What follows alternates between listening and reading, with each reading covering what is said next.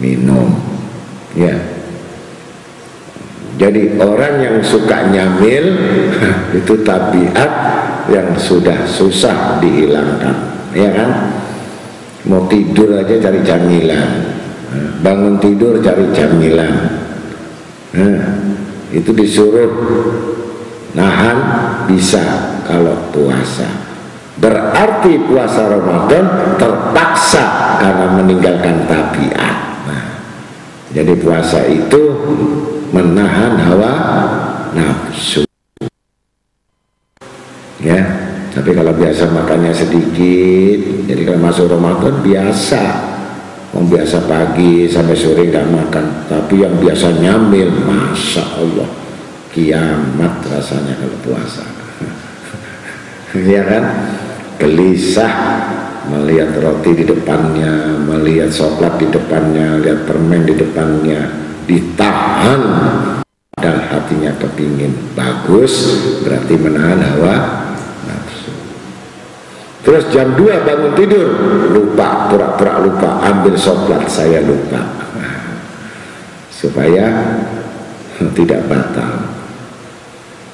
Kalau lupa nggak batal puasanya, ya.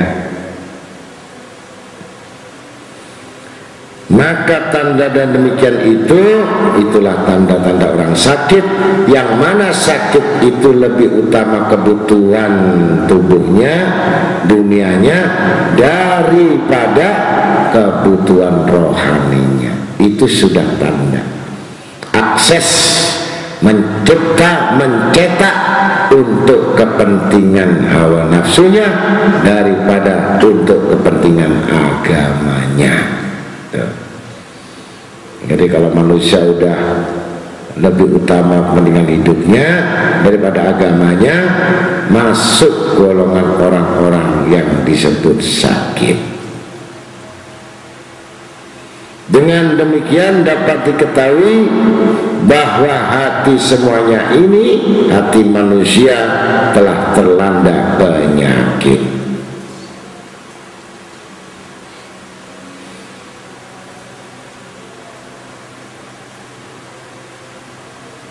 Ada yang tidak diketahui bentuk penyakit itu, ada yang diketahui penyakit itu. Artinya kalau orang beriman mulai tanda-tanda sembuh terasa. Kok saya ini masih bohong? Nah ini tahu orang beriman. Kok kami ini khianat? Itu tahu. Nah, orang beriman. Kok kami rakus sama dunia? Tahu. Itu orang beriman. Itu ada yang diketahui. Tapi ada penyakit yang tidak diketahui. Dibiarkan terus-menerus penyakit itu sampai tidak terasa yang namanya dosa. Jadi ada orang berbuat dosa itu tidak ketahuan. Seperti orang yang sudah kena lumpur, kena cat, badannya penuh kotoran, tertimpa oleh kotoran yang kecil, kotoran burung nempel di badannya, kena di kepalanya, dia nggak terasa kotor. Jadi orang yang penuh dengan dosa itu apabila berbuat dosa tidak merasa dosa. Nah, ini penyakit yang sudah parah. Berbuat dosa tapi tidak sadar perbuatan dosanya.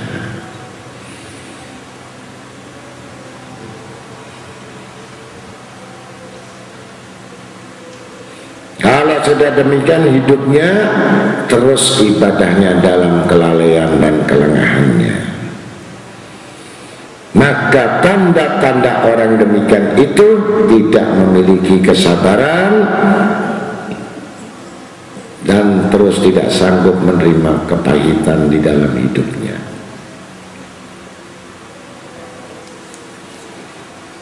Sedangkan orang yang bisa mengalahkan hawa nafsunya, tanda-tandanya bersabar dan syukur di hadapan Allah.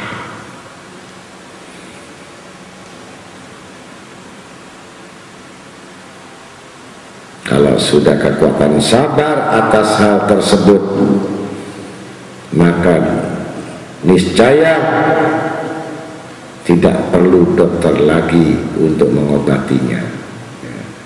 Dokter apa? Dokter jiwa, dokter hati. Nggak perlu dokter sudah, karena sabar. Nah, yang maksudnya dokter ini adalah ulama-ulama.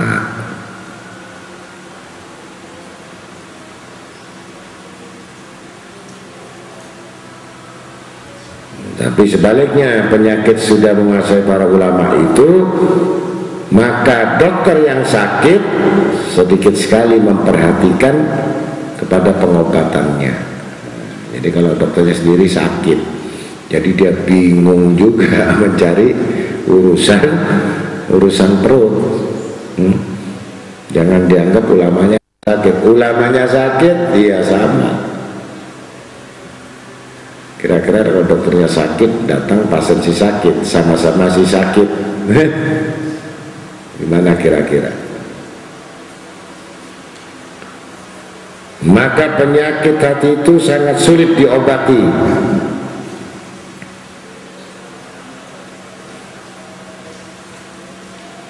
Dan orang yang berilmu mendapat ilmu akan terhapus juga dengan ilmunya, karena sakitnya belum diobati.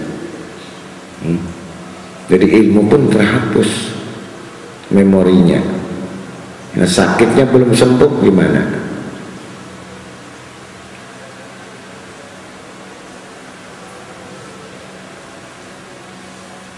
Yaitu si sakit ini cenderung menuju kepada urusan yang mencintai dunia dan kepada amal perbuatannya.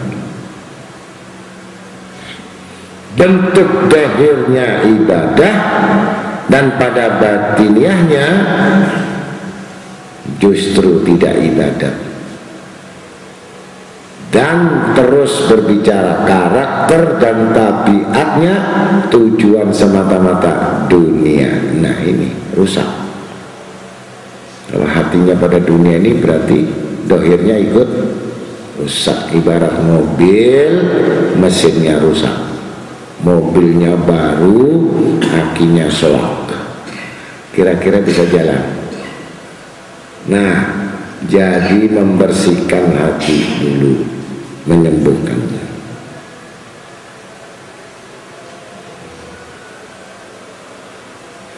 Tanda kembalinya menjadi sehat sesudah mendapatkan pengobatan, maka kita bisa melihat penyakit mana yang diobati. Kalau yang diobati itu ada penyakit kikir, bakhil. Nah, ini nomor 1, penyakit kikir dan bakhil. Maka itu penyakit yang membinasakan dan yang menjauhkan daripada Allah Azza wa Jalla. Maka obatnya dengan cara apa? Harta yang disayangi, harta yang disukai, yang disenangi, dengan memberikan harta itu dan belajar membelanjakannya. Nah, ini cara mengobati penyakit kikir, dilawan, belang gitu. Tapi kalau makin genggam, itu tabiat berarti makin terhina.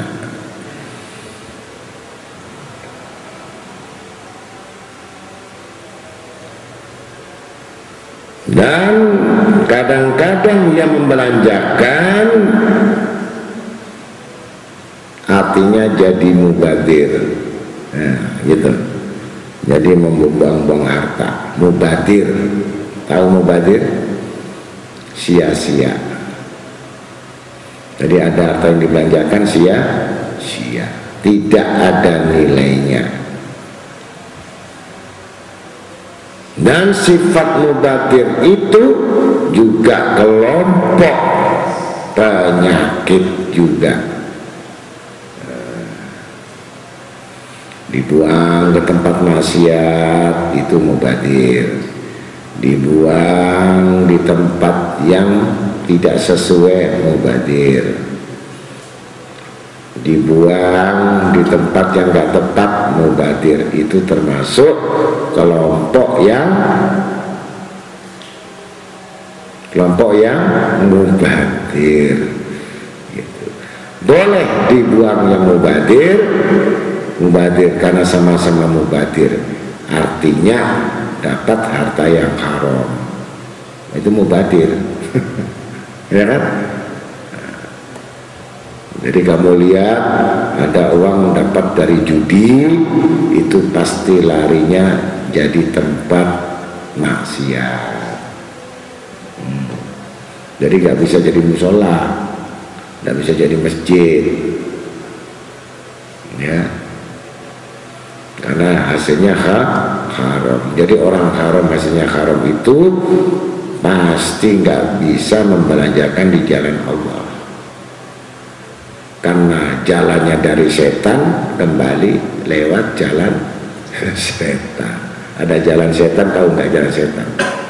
Sama jalan malaikat, jalannya manusia.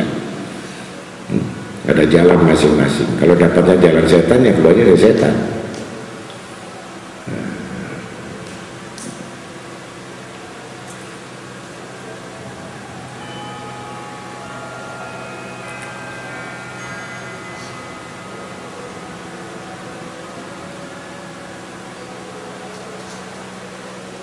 Lalu menjadi orang-orang berusaha bagaimana yang sifat dingin dijadikan panas, sehingga keraslah panas. Itu termasuk penyakit juga. Artinya memaksakan segala sesuatu yang bukan kadarnya. Memaksakan segala sesuatu bukan kadarnya, itu termasuk memaksakan dingin jadi panas. Ngerti maksudnya? Tulul amal, banyak angan-angannya, ya, menghayal, andai kata aku jadi direktur.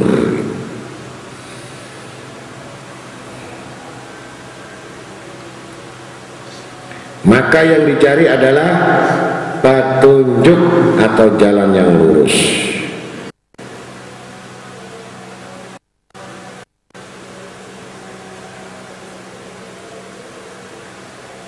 Kalau tidak sampai kepada yang demikian, Rasulullah SAW memerintahkan ambillah perkara yang di tengah, pertengahan, yaitu memperhatikan dari perbuatannya. Jadi jangan melampaui batas, ya. Sedekah boros itu juga nggak boleh, kikirnya setengah mati juga nggak boleh. Tengah-tengah.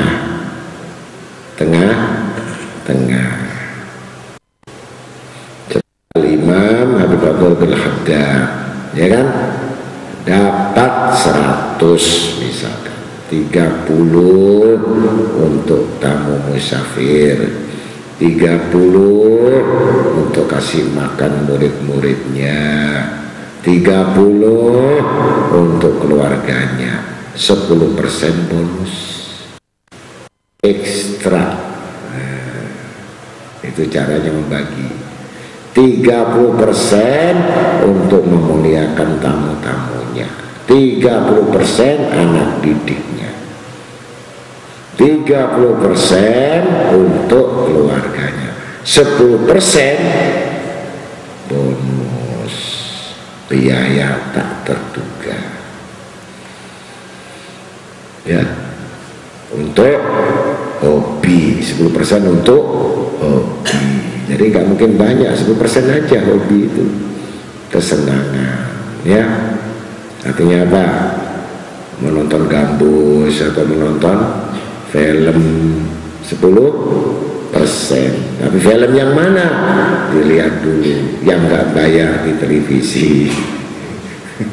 Kalau yang bayar nggak mungkin, ya.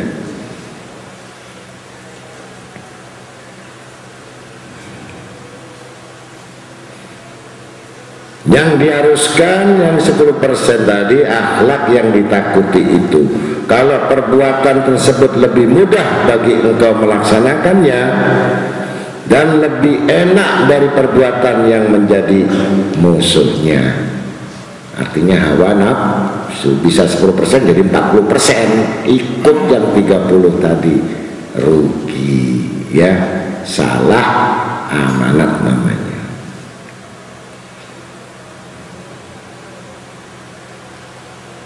Misalkan menahan harta daripada memberikan dan mengumpulkannya itu lebih enak dan lebih mudah bagi engkau. Nah, jadi kalau menabung itu lebih enak daripada memberikannya kepada yang berhak. Nah, gitu. Ada hak kewajiban tidak diberikan, kena waktunya zakat, ya. Waktunya sedekah, waktunya infak, ini ada hak Allah. Tapi sayang ditabung saja semuanya. Nah, itu lebih enak, ya kan? Kikir, rikik, kikir termasuk rikik. Nah, orang kikir diharamkan masuk surga, sudah jelas. Bahkan dia memberikan kepada yang tidak berhak. Loh, coba, ada memberikan tapi tidak berhak. Lebih enak bagi dirimu dan lebih ringan kepada engkau daripada menahannya. Mubadir, ya, contohnya karena seneng sama perempuan itu supaya dibalas cintanya, kamu kasih uang supaya padahal nggak berhak gitu. Ngerayunya pakai tulus